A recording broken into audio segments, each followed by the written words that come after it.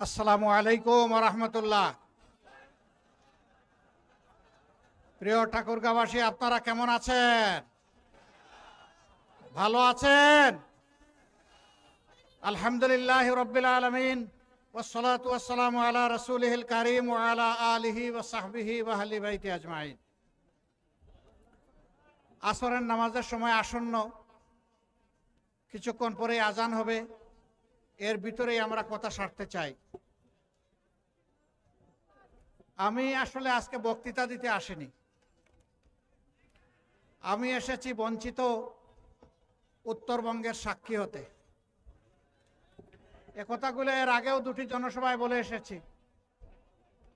একথা বলেছি আমি পঞ্চগড়ে, বলেছি দিনাজপুরে, এখন বলছি ঠাকুরগাঁয়ে।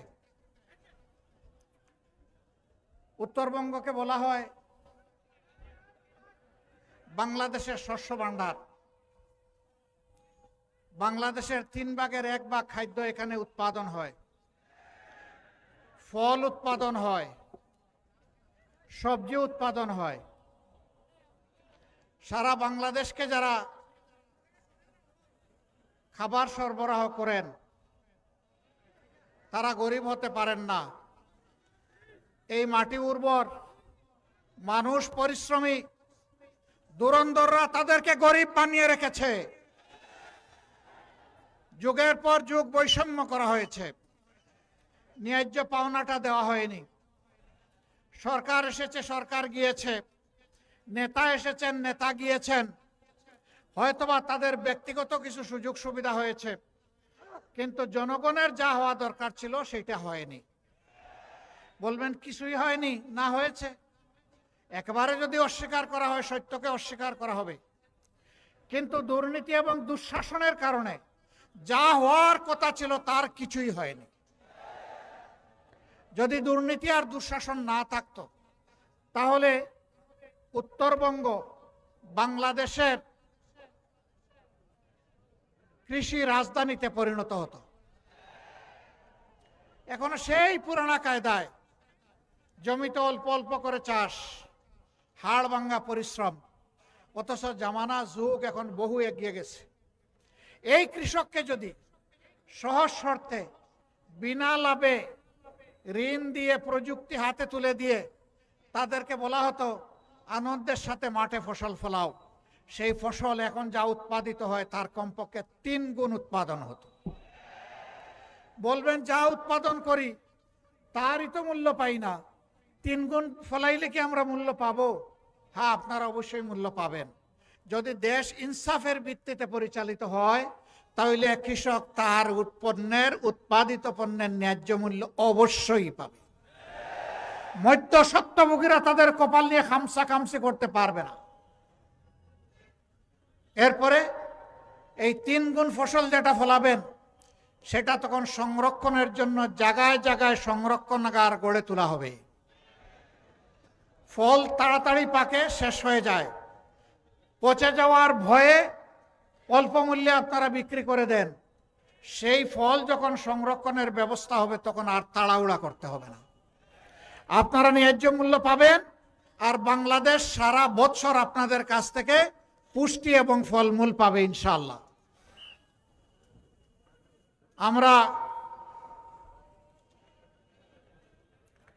আমরা এই ঠাকুরগাঁয়ে কথা দিয়ে যাচ্ছি, আল্লাহ যদি আমাদেরকে নির্বাচিত করে আপনাদের ভোটে, আপনাদের ভালোবাসায়, আপনাদের সমর্থনে সরকার গঠনের সুযোগ দেন, তাহলে বাংলাদেশের সব কয়টি জেলায় একটি করে মানসম্মত সরকারি মেডিকেল কলেজ গড়ে তোলা হবে ইনশাআল্লাহ। যারা বঞ্চিত হয়েছে সকল সুবিধা থেকে তাদের দুয়ারে আগে চলে যাবে ইনশাআল্লাহ আগামীর উন্নয়ন। আমরা বৈষম্য করব না, আমরা আল্লাহকে ভয় করব। আল্লাহকে ভয় করার কারণে বঞ্চিত মানুষগুলোর অধিকার প্রথমে তাদের হাতে তুলে দেওয়া হবে। ঠাকুরগাঁওবাসী, এর আগে দফায় দফায় আপনারা অনেককেই আপনাদের মূল্যবান ভোট, ভালোবাসা, সমর্থন দিয়েছেন। এবার বাংলাদেশ জামাতে ইসলামীকে নয়, এবার এই দেশের মুক্তি পাগল মানুষের 10 দলের একটা ঠিকানা, সেই ঠিকানাকে আপনারা ভোট দেবেন ইনশাআল্লাহ। আমরা একা বাংলাদেশ করতে পারবো না। আমরা মনে করি ঐক্যবদ্ধ জাতিকে ঐক্যবদ্ধ করেই বাংলাদেশ করতে হবে ইনশাআল্লাহ।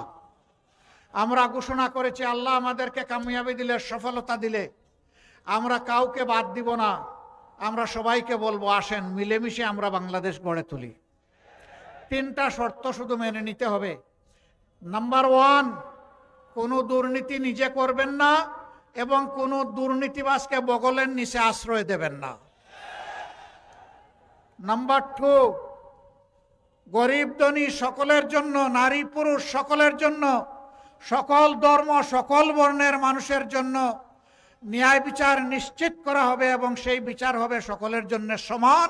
সেই বিচারে কেউ রাজনৈতিকবিদ হিসাবে হস্তক্ষেপ করতে পারবেন না। বিচার বিভাগ হবে সম্পূর্ণ স্বাধীন, আর বিচার হবে ন্যায়ের ভিত্তিতে, কোনো বেইনসাফি বিচার আর বিকিকিনি হবে না। এইটা মেনে নিতে হবে। 3 নম্বর, 54 বছরের বস্তা পচা রাজনীতি, যেটা দুঃশাসন আর দুর্নীতিতে দেশকে ডুবাইয়ে ফেলেছে, চাঁদাবাজদের রমরমা ব্যবসা আর জনগণের যান যাওয়ার উপক্রম, এই সব কিছু বদলাতে হলে, বৈষম্য বদলাতে হলে, অঞ্চলে অঞ্চলে বৈষম্য, ব্যক্তিতে ব্যক্তিতে বৈষম্য, পরিবারে পরিবারে বৈষম্য, গোষ্ঠীতে গোষ্ঠীতে বৈষম্য, দলে দলে বৈষম্য, সকল বৈষম্যের আমরা কবর রচনা করতে চাই। এই জন্য প্রয়োজন সংস্কারের সকল প্রস্তাব গণভোটে দেওয়া হয়েছে, সেই গণভোটে হা দিয়ে গণভোটকে পাশ করায় দেওয়া। আপনারা গণভোটে হা দেবেন? আর কিসে হা দিবেন? এই যে 10 দল, 10 মিলি করি কাজ, তাতে নাই কোনো লাজ। জনগণের বিজয় হবে ইনশাআল্লাহ। কোনো একক দলের কোনো শাসন আমরা চাচ্ছি না। আমরা এখন জনগণের শাসন চাই। আলিম উলামা থাকবেন, এ দেশের দক্ষ মানুষগুলা থাকবে, দেশপ্রেমিক দলগুলো আসবে, যারা দেশকে ভালোবাসে, কোনো আধিপত্যবাদকে যারা মেনে নেবে না, তাদের সবাইকে নিয়ে আগামীর বাংলাদেশ আমরা গড়ব ইনশাআল্লাহ। সেই দিনটার জন্যই জাতি অপেক্ষা করছে। দফায় দফায় অনেককে সুযোগ দিয়ে আপনারা দেখেছেন। এবার একটু ওই মানুষগুলাকে সুযোগ দেন যারা নিজেরা চাঁদাবাজি করে না, বরঞ্চ চাঁদাবাজদেরকে রুখে দেওয়ার জন্য শপথ নিয়েছে। ওই মানুষগুলাকে আপনারা এবার সমর্থন দিয়ে সংসদে পাঠান, সরকার গঠনের সুযোগ দিন, যারা নিজেরা দুর্নীতি করবে না এবং কোনো দুর্নীতি সহ্য করবে না। ওই মানুষগুলাকে আপনারা নির্বাচিত করুন, যারা মানুষকে সম্মান করতে জানে, যারা মানুষকে ভালোবাসতে জানে। ওই মানুষগুলোকে আপনারা এবার নির্বাচিত করুন, যাদের হাতে দেশ আসলে বিদেশে বন্ধু খুঁজবে কিন্তু কোনো প্রভু মানবে না।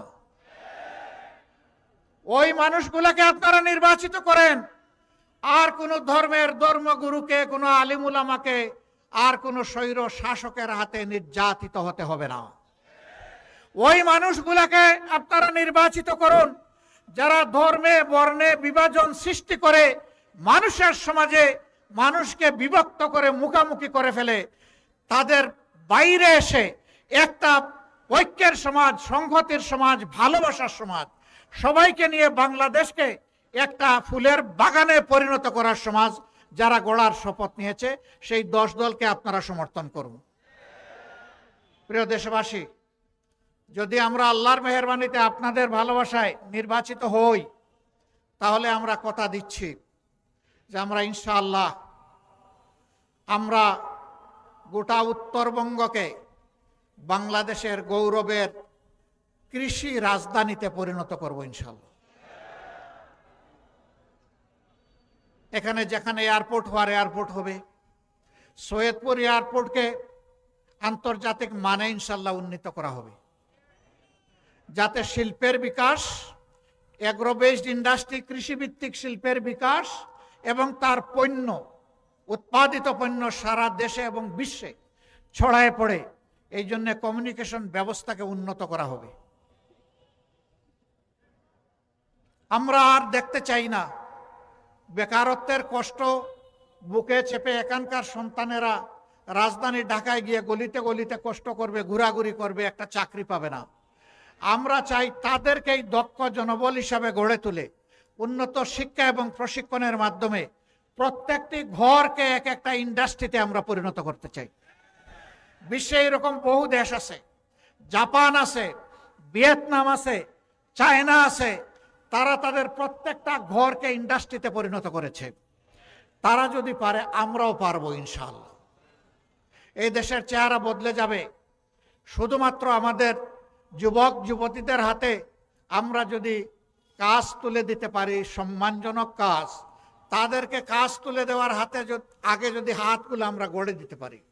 আপনারা জেনেছেন, দেখেছেন, আমরা ঘোষণা করেছি দক্ষ জনশক্তি গড়ার জন্যে আমরা পরবর্তী চাকরিতে প্রবেশ করার আগ পর্যন্ত একজন কেউ আজানের জবাব দেবেন। চাকরিতে প্রবেশ করার আগ পর্যন্ত পর্যাপ্ত ট্রেনিং দেওয়ার জন্যে সর্বোচ্চ প্রয়োজনে একজন ছাত্রছাত্রীর পিছনে প্রতি মাসে আমরা 10,000 টাকা করে সরকারি কোষাগার থেকে ব্যয় করব। এরপরে তাদেরকে দক্ষতা দিয়ে বলবো, যাও এবার দেশ সেবা করো, এবার বিশ্বের যেখানে পছন্দ সেখানে যাও, গিয়ে দেশের জন্য তুমি কিছু করো। এরা আর বেকারত্বের অভিশাপে বুঝবে না। অনেকে বলেছেন বেকার ভাতা দিবেন, বেকার ভাতা অপমানের। আমরা তাদের হাতে অপমানের চাবি তুলে দিতে চাই না, আমরা সম্মানের কাজ তুলে দিতে চাই। এখানে যুবক যারা হাত তুলুন, আপনারা কাজ চান না বেকার ভাতা চান? কাজ চান কারা? হাত তুলেন। আলহামদুলিল্লাহ, সবাই কাজ চায়, একজনও বেকার ভাতা চায় না। আমরা ওই জাতিকে বেকার বানাতে চাই না। সম্মানিত ঠাকুরগাঁওবাসী, কথা আমি শেষ করব। এখানে 3টা নির্বাচনী আসন আছে। আমি আগেও বলেছি, দফায় দফায় অনেককে অনেক সুযোগ দিয়েছেন। আপনাদের এই ভাইগুলাকে এবার একটু সুযোগ দেন। আপনারা দিতে রাজি আছেন? আপনারা এই কয়জনে দিলে হয়ে যাবে? প্রত্যেকটি ঘরকে জাগিয়ে তুলতে হবে ইনশাআল্লাহ, মা বোনদেরকে জাগিয়ে তুলতে হবে। আমরা নারী পুরুষ সবাই মিলে আমাদের স্বপ্নের প্রত্যাশার বাংলাদেশ গড়ব ইনশাআল্লাহ। আমরা সেই অ্যাসপায়ারিং বাংলাদেশ অফ দ্য ইয়াথস, যুবকদের আকাঙ্ক্ষার বাংলাদেশ আমরা গড়ব। মায়েদের জন্য নিরাপদ বাসস্থান, যাতায়াত, কর্মস্থল আমরা নিশ্চিত করব ইনশাআল্লাহ। তারা গর্বের সম্মানের সাথে তারা এ দেশকে সেবা করবেন, তারা অবদান রাখবেন সকল উন্নয়নমূলক কর্মকাণ্ডে। আমরা সবাই মিলে হাতে হাত মিলিয়ে ইনশাআল্লাহ আমরা দেশ গড়ব। আমরা কোনো বিভাজন সৃষ্টি করতে চাই না। আমি আগেই বলেছি, 3 শর্তে যারা রাজি হবেন, এটি বাংলাদেশ জামাতে ইসলামীর শর্ত না, এটি জনগণের কলিজার শর্ত। এদেশের মানুষ এইগুলাই চায়, এর বাইরে কিছুই দেখতে চায় না। আসুন আমরা সেই মানুষগুলোকে আপনাদের হাতে তুলে দেই, যাদেরকে নিয়ে আগামী দিনে আপনারা কাজ করবেন, সংসদে পাঠাবেন। আপনাদের সেবক হয়ে কাজ করবে, মালিক হয়ে নয়। সৎ হয়ে কাজ করবে, চুর হয়ে নয়। আপনাদের সম্পদের পাহারাদার হবে, চৌকিদার হবে, সম্পদের মালিকে পরিণত হবে না ইনশাআল্লাহ। এই ঠাকুরগাঁ 1 থেকে আমরা যাকে দাড়িপাল্লা হাতে দিয়েছি, আপনাদের সকলের প্রিয়, আমাদের সকলের স্নেহের মজলুম ছাত্র জননেতা, যাকে খুন করার পরিকল্পনা করেছিল, আল্লাহ তাকে বাঁচিয়ে রেখেছেন। রাখে আল্লাহ, মারে কে? এখন আমরা দেখতে চাই এই লোকটাকে আপনারা সুযোগ দিয়ে সংসদে পাঠাবেন এবং সে আপনাদের জন্য দিন রাত কাজ করে যাবে। আপনারা কি রাজি আছেন? আলহামদুলিল্লাহ। দাড়িপাল্লা রাখেন না? কোথায় পাল্লা লুকিয়ে রাখছেন কেন ভাই? পাল্লা তো জনগণকে দেব।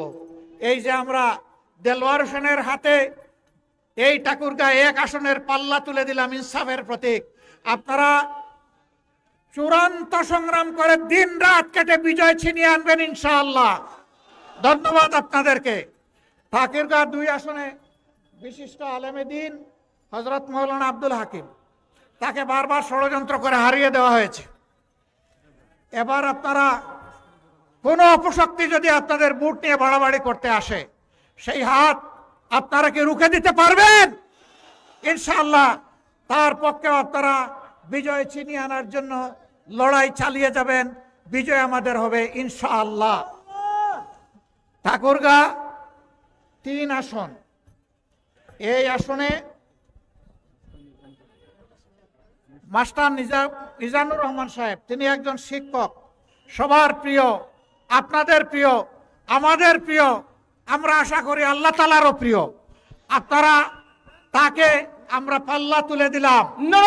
এই পাল্লায় আপনারা বিজয় করবেন ইনশাআল্লাহ।